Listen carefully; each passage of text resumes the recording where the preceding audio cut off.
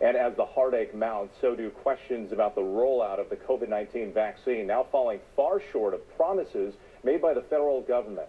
Republican Senator Mitt Romney unleashing a New Year's Day rebuke, calling the Trump administration's guidance to states, quote, incomprehensible and inexcusable. So what's holding up the mission, and what can be done now to get it back on track? Here's ABC's Trevor Ault.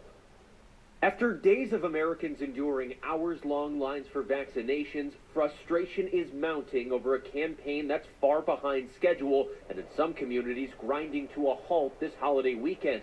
And tonight, officials slamming the federal government's vaccine rollout strategy. We've got to organize this like the national emergency that it is. We've sat back and assumed that somehow creating the vaccine was all we had to do.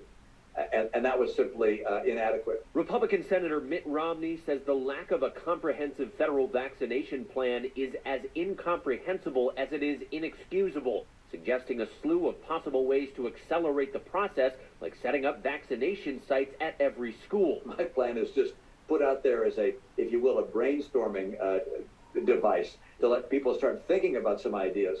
But let's get going with a plan that will really get our people inoculated who want to get the vaccine. President-elect Joe Biden tweeting Friday, the Biden-Harris administration will spare no effort to make sure people are getting vaccinated. The U.S. came up about 17 million vaccinations short of the 20 million promised by the new year. And if the pace doesn't pick up by the end of January, some initial doses of Pfizer's vaccine could potentially expire in freezers and refrigerators. This part doesn't feel like warp speed. This is a national emergency. 3,000 people a day are dying. With the brunt of the planning falling to large hospitals, small clinics, and private pharmacy chains, states have so far administered dismal percentages of their stockpiles. And Texas has hundreds of thousands of unused doses, but this massive civic center site is closed for the holiday weekend. 100,000 Texans need to get vaccinated on a daily basis. And you can't do that calling around pharmacy stores. And tonight in Wisconsin, neighbors reacting to a pharmacist accused of deliberately sabotaging hundreds of doses. There's people that should have got those shots. And what if they get the virus now? It's horrible that somebody would do that on purpose.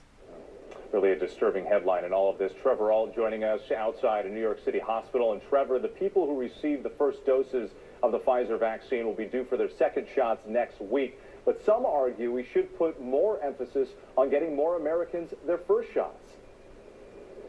Oh, that's right, Whit, and other countries are considering that too, altering the dosing regimen to get more people the first shot and at least some level of protection. But Dr. Fauci and other public health officials say, at least for now, the U.S. is going to stay the course, waiting 3 weeks between Pfizer shots and 4 weeks for Moderna. Whit? Trevor Ault, our thanks to you tonight.